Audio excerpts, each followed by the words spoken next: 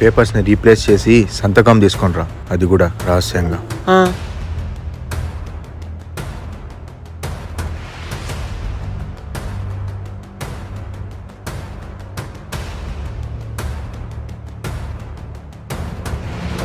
దీన్ని ఎక్కడో చూసినట్టుంది.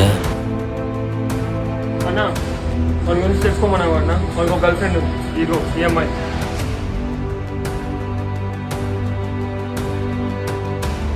ఇది ఎక్కడున్నా దాన్ని పట్టుకొని ఈడ్చుకొని రారా. సరే అన్న. దీన్ని పట్టుకుంటే వాడు బయటకు వస్తాడు.